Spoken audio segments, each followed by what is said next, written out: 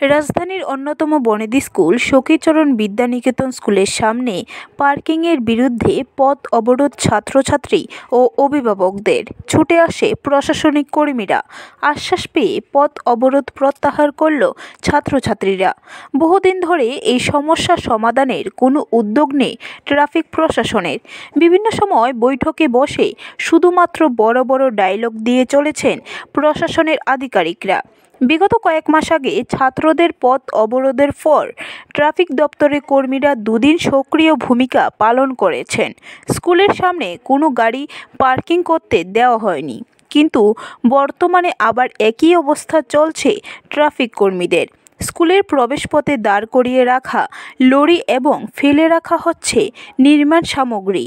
এই বিষয় নিয়ে বহুবার ট্রাফিক কর্মীদের অবগত করা হলেও তারা এই বিষয় নিয়ে কোনো রকম পাত্তাই দিচ্ছে না বলে অভিযোগ অভিভাবক এবং স্কুলের শিক্ষক শিক্ষিকাদের।